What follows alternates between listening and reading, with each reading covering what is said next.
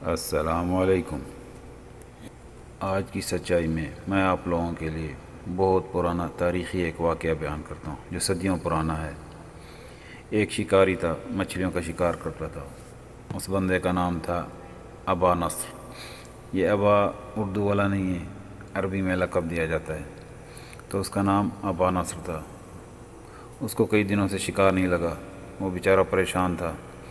ایک شیخ دین کے پاس گیا، جا کے اسے بتایا اپنا پورا حال۔ تو شیخ دین نے کہا پریشان نہ ہو، انشاءاللہ اللہ تعالیٰ مدد کرے گا۔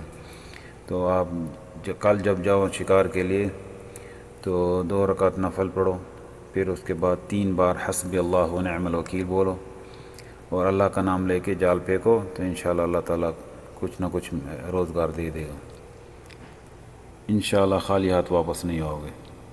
تو اس بندے نے دوسرے دن صبح گیا تو وہی عمل کیا، 2 رکعت نفل پڑھی اور حسبی اللہ و نعم الوکیل کہا اور اللہ کا نام لے کے جال پھینکا۔ تو جال پھینکنے کے بعد تھوڑی دیر بعد اسے ایک مچھلی کا شکار لگا۔ درمیانے سائز کی تھی، نہ چھوٹی تھی نہ بہت زیادہ بڑی تھی، درمیانے سائز کی ایک مچھلی لگی۔ تو وہ بہت خوش ہو گیا، جال کھینچا تو اس میں مچھلی تھی، اس نے مچھلی نکالی، مارکیٹ گیا، مچھلی بیچی۔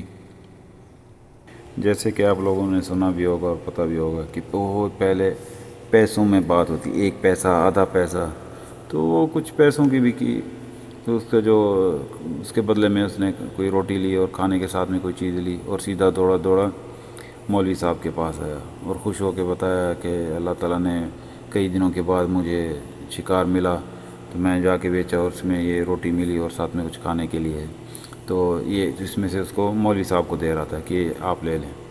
اس نے کہا نہیں واللہ، اگر میں اس میں سے کھاتا ہوں تو شاید یہ مچھلی شکار کا آپ کو نہیں ملتی، میں اس میں سے نہیں کھا سکتا، یہ آپ کے بچوں کا رزق ہے، آپ جلدی گھر جاؤ اپنے بچوں کو کھلاؤ۔ وہ ابا نصر جلدی جا رہا تھا اپنے گھر کے لیے، راستے میں دیکھتا ہے کہ ایک بچہ رو رہا ہے، ساتھ میں اس کی ماں بیٹھی ہوئی ہے۔ تو اس عورت سے پوچھتا ہے کہ آپ کا بچہ کیوں رو رہا ہے؟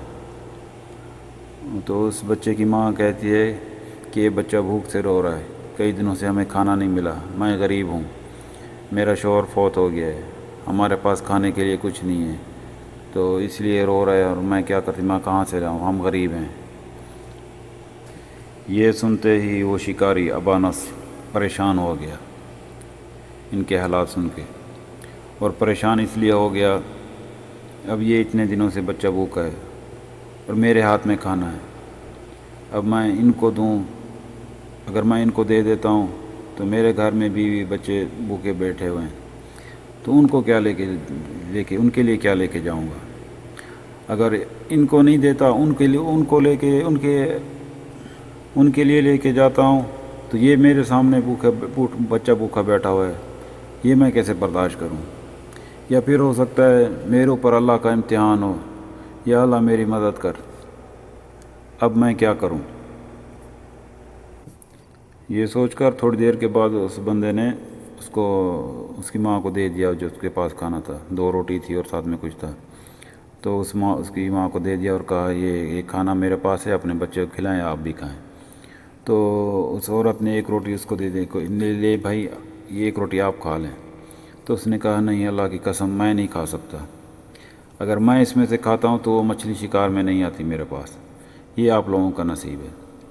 یہ ان کو دے کے چلا گیا گھر پہنچتے ہی تو اس کی بیوی نے کہا آج بھی کوئی شکار نہیں ملا؟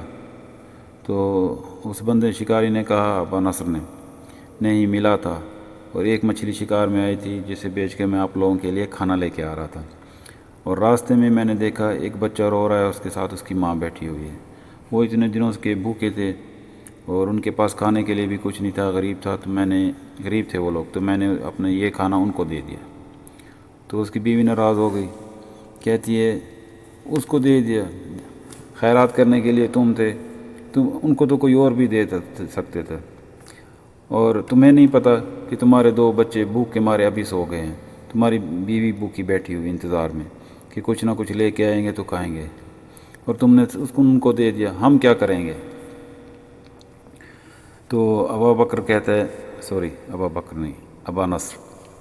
ابا نصر کہتا ہے کہ اگر تم میری جگہ ہوتی تو شاید تم بھی یہی کرتی. ان کے حالات کیسے ہیں یہ تم اگر میری جگہ ہوتی دیکھتی تو تم بھی یہی کرتی.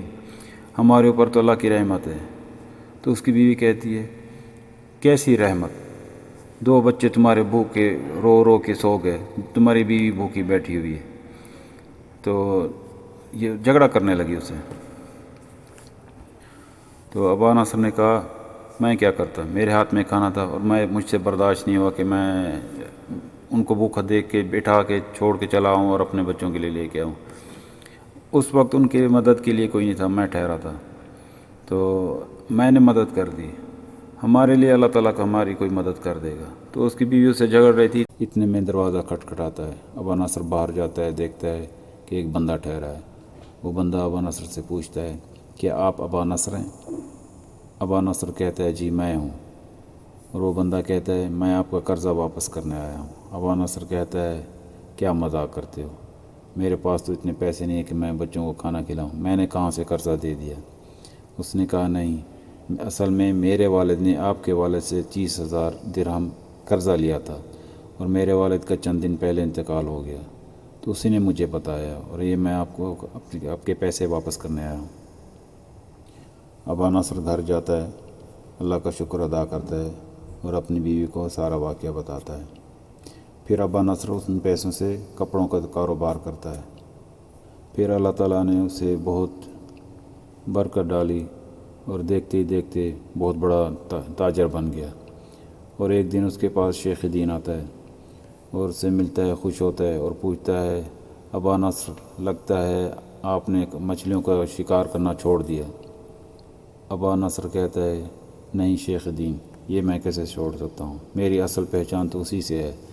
کبھی کبھی میں جاتا ہوں، زیادہ نہیں جاتا، زیادہ ٹائم میں تجارت کو دیتا ہوں.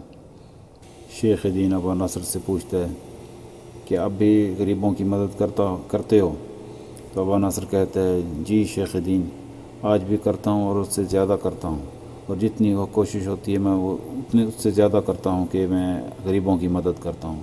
غریبوں کی مدد کرنا کیسے چھوڑ سکتا ہوں میں. اور ابا نصر شیخ دین کو ایک سوٹ دیتا ہے کپڑوں کا. شیخ دین ابا نصر سے کہتا ہے ابا نصر تمہیں تو پتہ ہے میرے پاس اتنے پیسے کہاں جو میں اس کی قیمت ادا کر سکوں. اور ابا نصر کہتا ہے نہیں شیخ دین، یہ کیا بات کہہ رہے ہیں، یہ میں اپنی طرف سے آپ کو تحفہ دے رہا ہوں. شیخ دین ابا نصر سے کہتا ہے آپ کو تو پتہ ہے میں اس میں سے نہیں لے سکتا، اگر میں یہ تحفہ قبول کر لیتا ہوں تو شاید وہ مچھلی آپ کو شکار میں نہ لگتا. یہ کہہ کر شیخ دین چلا جاتا ہے اور ایسے کئی سال گزر جاتے ہیں. کاروبار اس کا چلتا رہتا ہے، اس کی عمر بھی بڑھ جاتی ہے. پھر اچانک ایک دن بہت بیمار ہو جاتا ہے. پھر چند ہفتے گزر جاتے ہیں، بیماری سے ٹھیک نہیں ہوتا ہے، آخر میں بستر پہ پڑ جاتا ہے. پھر اس ابا نصر کی بیوی شیخ دین کو پیغام پہنچاتی ہے کہ آپ کا دوست بہت سخت بیمار ہے، بستر پہ پڑا ہے.